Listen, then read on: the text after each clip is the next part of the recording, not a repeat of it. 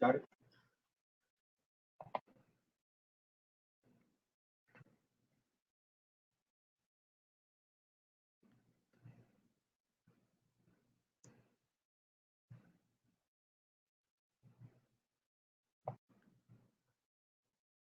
Hey.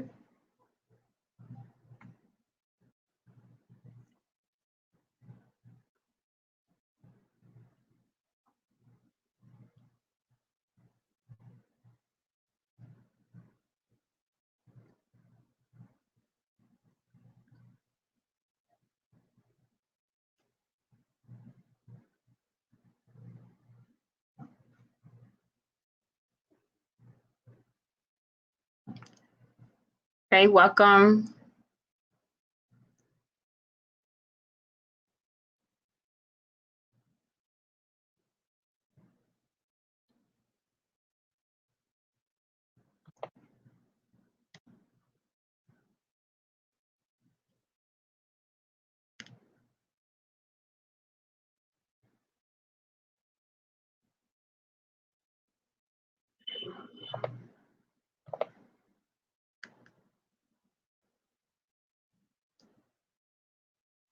For those of you who are going to be tuning in a little bit later, I am Dr. Tara. For those of you watching the replay, I am Dr. Tara, and today is Dr. Tara Tuesdays, and I want to welcome you to an important conversation that we are going to be having on generational healing. And I always like to start, so just by saying hey to everyone who is tuning in. I always feel such appreciation for my Facebook crew. Shamia, what's up?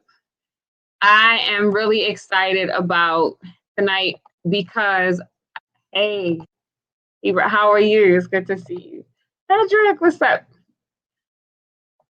I'm excited to have you all on. We're going to be talking about generational healing. And the reason why this topic is so important to me is because I think a lot of times when we hear the term legacy, or creating generational anything, whether it is wealth, generational access to land, education, anything, generational healing is often left out of the conversation. However, when we look at creating generational wealth or changing eating habits or creating gateways or pathways to education, if we don't have the correct mindset, then all of that stuff is not going to matter anyway. We've seen, people lose millions of dollars just because they don't have the right mindset. Patrick, I will come. And so I think it's so important, especially with the conversation that we had last week. For those of you who didn't get it, no worries. We talked about the impact of adverse childhood experiences. So we talked about what is known as ACEs, impact of childhood trauma, and how a lot of times the things that we experience, whether consciously or unconsciously, we pass these traits, we pass these behaviors, we pass these beliefs down from generation to generation. And so a lot of times what we as individuals are left to deal with are remnants of generational trauma or generational pain or generational hurt, generational curses, whatever, that hasn't been addressed or dealt with. And we are trying to figure it out and trying to work ourselves through it. And so what we're going to be focusing on tonight literally is creating a legacy of healing. And what does that look like for me? What does that look like for my family? Whether, I'm a parent or not is irrelevant, but what things do I want to address? What things do I want to heal so that these chains or these cycles can be unbroken, can be broken. And so when we think about, why this is important, or, what we hold dear, or how we act, or, people who are in our lives, a lot of times what we're actually hearing are the trauma stories of our families, trauma stories of our friends. And when we think about that, one of the questions that I want to ask everyone who's tuned in, or for us to think about, is, how have I been taught to express or to display or to communicate various things, right? So how have I been taught to express emotion? How was that taught to me? A lot of times we think that these behaviors or these patterns are things that we've created, but in actuality, in all transparency, they're learned behaviors, right? They are learned patterns that I've taken from my experiences as a child, my experience of being parented, or my experience of being around adults, seeing people model these certain behaviors for me. And so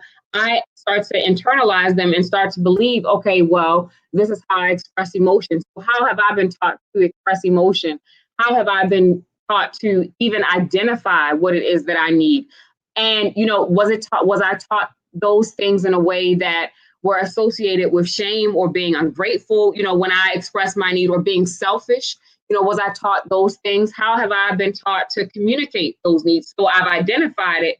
How have I been taught to communicate it to someone else, right? So to say this, I need this from you, in a way that I'm able to receive it, and in a way that they're able to receive it, so that we can have some type of reciprocity in the relationship. How have I been taught? And this is a big one, especially within, communities of color. How have I been taught to express anger, right? How have I been taught to show it? How have I been taught to express pain? And how have I been taught to maintain certain beliefs? When we look at generational patterns that we want to start addressing, a lot of it has to do with our belief system, our mindset. And so, how have I been taught these things? How have I been taught to express them? How have I been taught to show them? And when we talk about creating legacies of healing, part of our work is oftentimes unlearning those things, right? Unlearning these emotional patterns or emotional expressions that no longer serve me, unlearning these beliefs, and giving ourselves permission. You are going to hear me talk about this a lot, but giving ourselves permission to believe something else, and then subsequently to behave in a different way. A lot of times when I talk about healing, or when I talk about recovery, so recovery and healing, I'm going to use synonymously, because to me they mean the same thing. But when we talk about recovering from anything, all of us have survived something in our lives that we wish would not have happened. And so when we talk about healing from those things, a lot of times what we're going to be mentioning, or a lot of times what we're actually going through, is the healing of, one, myself, but then also creating different boundaries and different relationships around that, because sometimes our relationships are built on generational trauma, right? Those are the things that keep the family together. Those are the things that, allow us to keep secrets. That whole adage, what goes on in here stays in here. And, while it may have some benefit, all the detriment that can possibly come as a result of that too, because it teaches me that, the only emotion that people are allowed to see outside of this house is me smiling. Well, what if I'm having a bad day? How have I been taught to internalize that? Have I been taught to feel bad about it? Have I been taught to feel guilty about it? Have I been taught to eat it away? Have I been taught to shop it away? Have I been taught to sex it away? Have I been taught to fight it away? How have I been taught to deal with these things? And how do I then give myself permission to feel something different and to then do something different? So it's two different things. So one is my belief, and then allowing that belief to actually start changing the behaviors that I'm exhibiting that really no longer serve me. When we look at trauma-informed care, or problem behaviors, right? So trauma-informed care, Vincent Folletti is the researcher behind the ACE study, Adverse Childhood Experiences Study.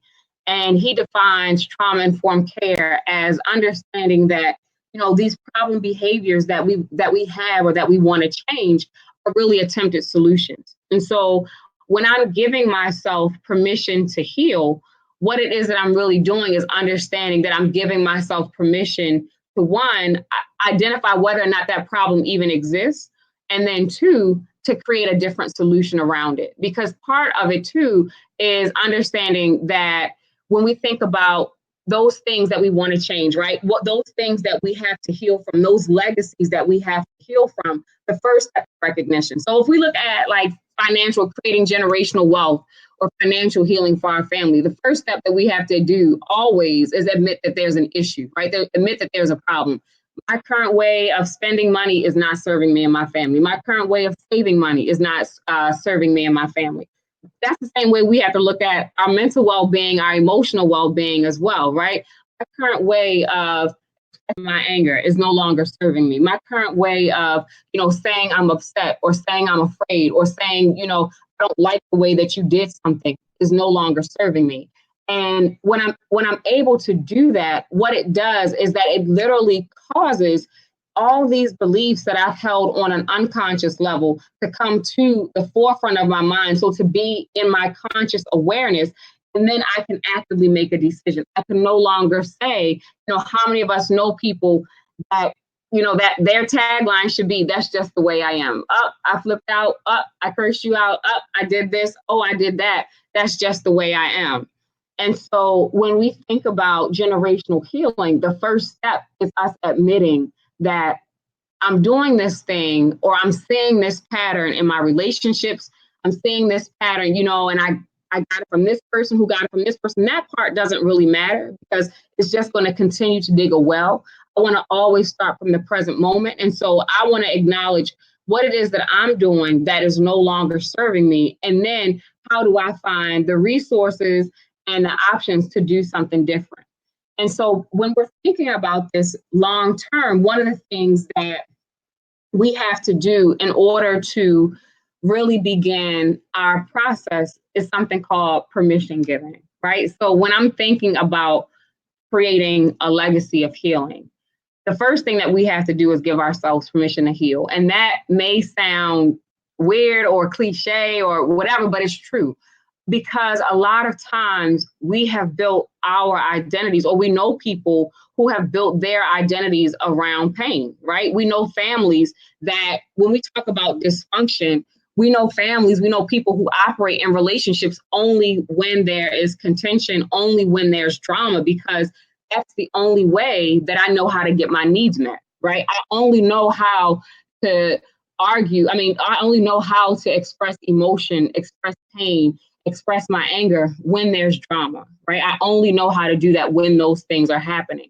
And so when we're talking about giving ourselves permission, what I'm really saying is I'm giving myself permission to find a healthier way to get this need met. And I'm going to exercise my options in doing so. And so when we understand that, then what we're also doing is giving ourselves permission to seek another option, even if that means, and this is that generational piece, I'm doing something different than everyone else before me, right? I'm doing something differently than everyone else in my immediate circle. I am going to find a way to break free of whatever it is that's holding me back or keeping me in a place of being unhealthy or something that's not serving me. And so when we understand that, what that also does when we give ourselves permission, is that it breaks the connection, or it breaks the responsibility. It frees anyone else from being that person that has to give us that permission. So what that means is that a lot of times when we're talking about healing, either consciously or unconsciously, we're waiting for someone to give us that permission, right? So, I'm thinking of doing this a different way. I'm thinking of doing things differently, but I don't know how this person is going to feel about it, or I don't want to do it because it's going to ruffle these feathers, or I don't want to do it because they may not be on board, or I don't want to have this conversation because I don't know what my husband is going to say, or I don't know what my wife is going to say, or I don't know what my mother is going to say. All of these people in our minds or in our lives are still impacting our personal healing process. And so when we talk about generational healing, one of the things that we have to recognize is that when I'm able to give myself permission to heal, I take the responsibility off of anyone else and put it back on its rightful owner, who is me. And a lot of times that's a lot harder to do than we think, because when we think about beliefs, right? So I want to break that down. So what is a belief? We hold our beliefs near and dear to our heart, but let's break it down. So a belief is literally a thought that we continue to think over and over again. That's it, right? I have thought this thing long enough, I believe it to be true. And so when we think about understanding and breaking this down, one of the things that we also have to recognize is that when we talk about generational healing, I am giving myself permission to see this thing differently. And this is probably the most important step, is going to be in our 3 takeaways too. But when we think about generational healing, the first step is that we have to be willing to change our mindset. I have to be willing to look at this thing differently. So when we were doing our Dope Dad segment in June, a lot of the dads that we talked about, their relationship with their therapist, their relationship with God, their spirituality, but, surrendering. I am willing to think about this thing differently. This thought, this pattern, this belief, this behavior has me stuck. And so how am I going to think about it differently so that I can have a different outcome? And then when we get there, when I give myself permission to think about it differently, I'm also giving myself permission to reach the outcome that I say that I want. So this is where, when we think about generational healing, and again, we can put it in any context at all. If I am not ready to receive the outcome that I want, or that I say I want, I'm going to self-sabotage. I'm going to self-sabotage because I'm not ready. It's too much. I get overwhelmed. You know what? I have to start over. So, let's look at it from finances. Let's look at it from nutrition. You know what? I'm going to start a new diet. And I'm finally ready. I'm cleaning out my refrigerator, cleaning out my cabinets. I'm going to the market and I'm doing well and I lose 2 pounds. That's what I'm going to do on Friday. Gain them 2 pounds back because I'm eating everything, right? I wasn't ready. I wasn't ready to reach that outcome because some part of me, I may feel like I don't deserve the outcome that I say that I want. Now, why is that? Because I've been taught, again, that I'm not worthy of this, or that this outcome is above me, right? I can't reach it. It's out of my reach. And so now that I get here, or now that I get closer to it, I'm going to start to question myself and question my worth and question my own perception of self. Do I really think I deserve this life that I want, this healing that I want? Do I really believe that I deserve to be free of this? Because again, so much of my identity has been built on either my behavior. So if I'm the person that, I cuss everybody out, or I have a wall up, I don't let anybody else in, and I begin to tear that down, or I begin to slowly take that down brick by brick, and I'm beginning to let people in, or I'm beginning to resolve conflicts differently, how then does that impact my view of self, right? Because the first person that change impacts is us. Right? Very first person that change impacts is us. And we have learned to identify ourselves through our behavior. And so if I'm not willing to change my outlook on the way that I'm behaving, then that's where those self-sabotaging behaviors come in. And so, and the beautiful thing about it is that self-sabotage is still just a reality check and a mindful moment for us to see, okay, you know what do I have to do to regroup? And how maybe I need to scale it back a little bit further. Maybe I need to start with something easier. That will also be on one of our takeaway points too, so that I can get closer and closer to this goal and be consistent about and deliberate about my healing. One of the other things that we're talking about too, when we talk about creating a legacy of healing. So we've talked about, again, giving myself permission to heal. That's step 1. 2, changing my mindset. And then 3, identifying behaviors that I choose for my healing process. One of the things that, I think social media is great for is that it gives us wonderful tips. One of the things that I don't think is great for is that even in those tips where we're encouraging people to be their authentic selves, we still tell them what authenticity looks like, right? So yes, be yourself. Yes, do this. Yes, do this. You're great. You're great. You're great. But only if you fit in this category. When we talk about healing and when we talk about creating new legacies, part of our process is identifying what works for us. And that is a very personal journey. And so when we talk about it, we have to be willing, or when we're engaged in this process, we have to be willing to allow ourselves kind of pick and choose and make mistakes. And so in one of our other sessions, I talked about this notion of healing requiring 2 components. And the first one is compassion. And so the reason why compassion is so important is because a lot of times our healing or our journeys or our process, we still have this self-judgment in our mind, right? I'm not doing it right. I'm not healing fast enough. I'm not getting to this goal fast enough. When in reality, if we were to meet our goal, again, we would be met with self-sabotage. I wouldn't know what to do with it. It would be so much of a disruption. Even if for my benefit, I wouldn't know what to do with it, right? And so I wouldn't know how to maintain it.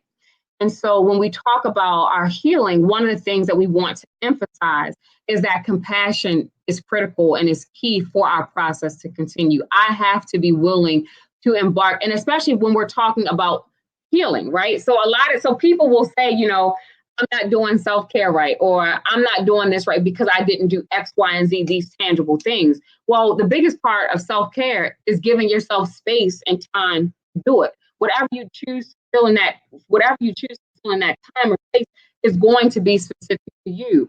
And so when we understand that, I have to give myself the compassion. I have to show myself rather enough compassion that I'm willing to, say I'm going to try this, not like it, try something else. Say I'm going to do this, decide that, this is not for me, or this takes me back. This is a trigger for me. I'm going to change it, right? So being able to give ourselves compassion. The second component of that too is honesty. I have to be honest with myself in this process. Am I healing in a way that is beneficial?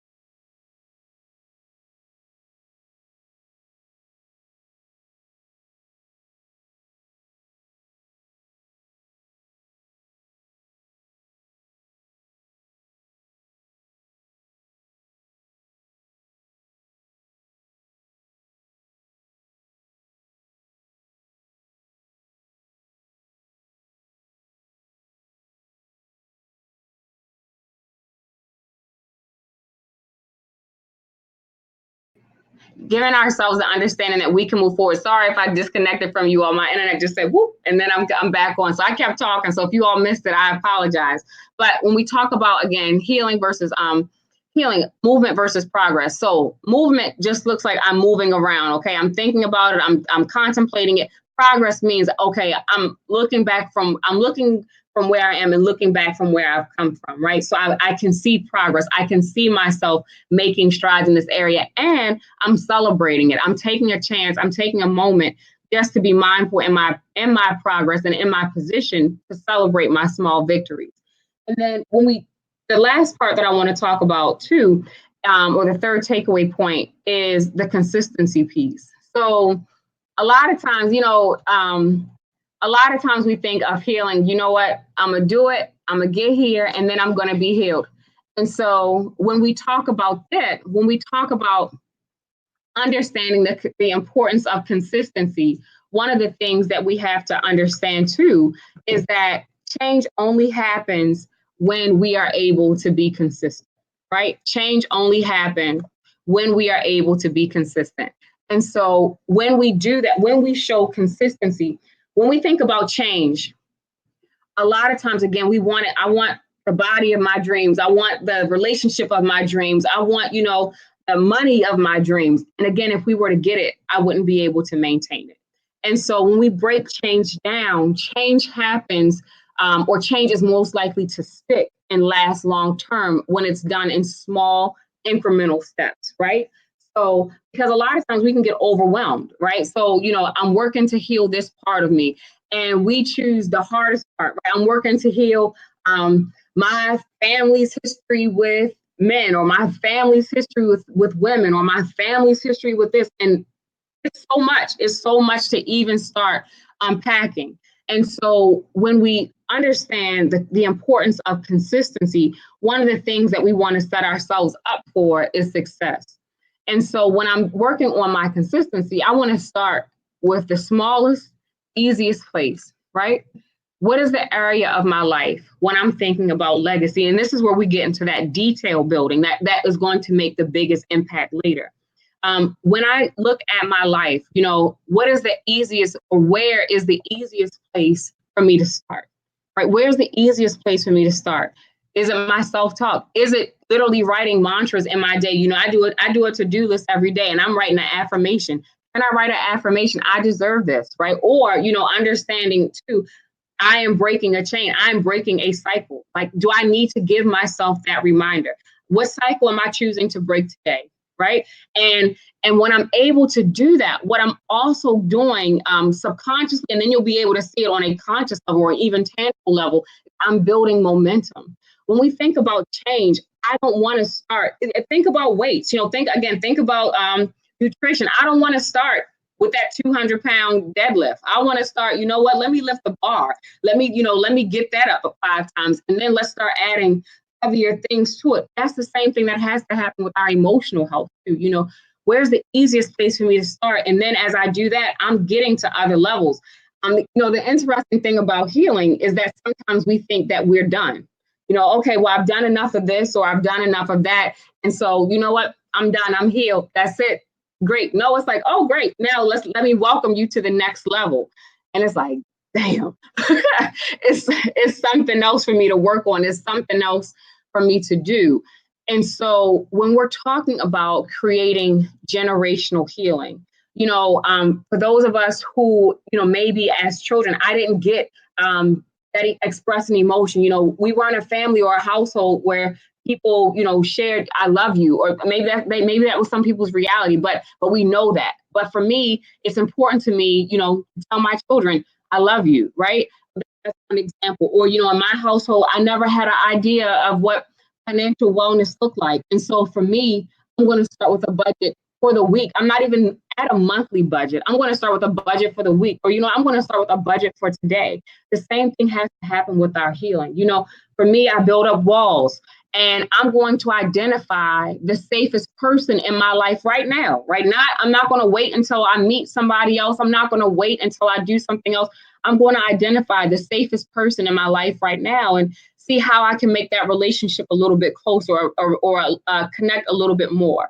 And so when we understand that, one of the things that we're giving ourselves permission to do is really take our time through our process. Healing is a lifelong process. And when we think about that, and the reason why I say that is because trauma is lifelong too, right? People can be impacted by trauma. They say time heals all wounds. And I'm like, no, it doesn't. I know people who are angry, we got them FaceApp age challenges. What if we did that on our trauma? This trauma is 100 years old that I'm dealing with, And so it's not time, it's forgiveness. It's forgiveness heals all wounds. It's giving myself permission to heals all wounds. It's not just time. I don't want to be 50 upset about issues that I was still angry about issues that I was upset about when I was 35.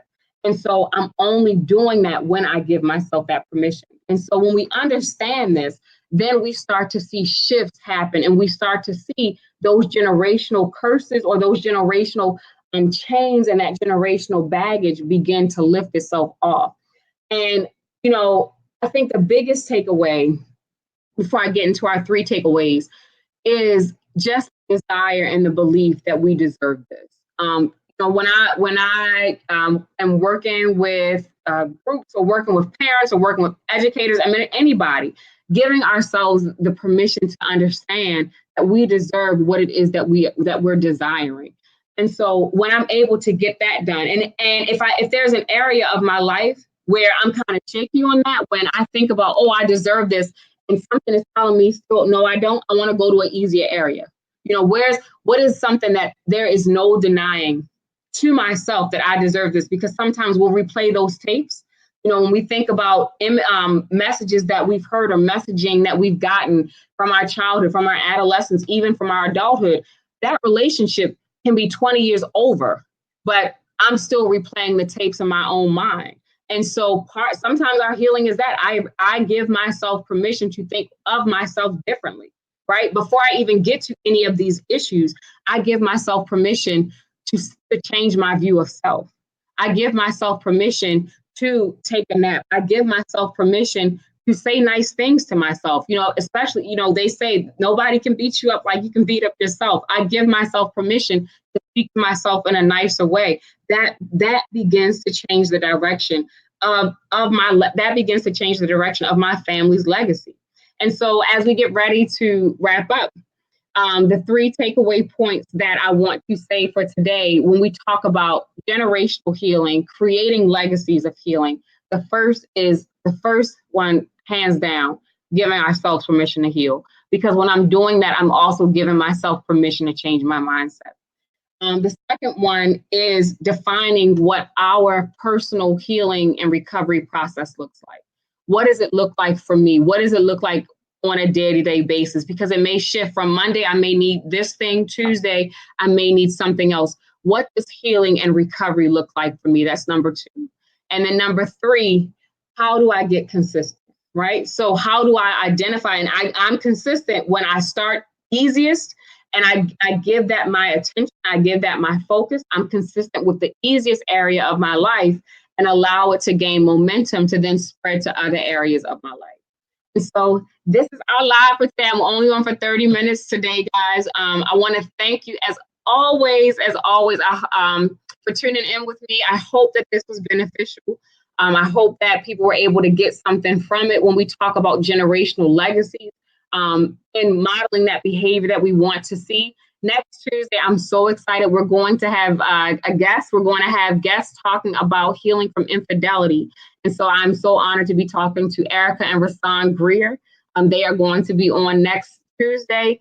And we are going to explore how do we heal from infidelity in relationships, because again, all this healing process is so necessary, and healing happens best when it happens together. That's my tagline. Let's heal together.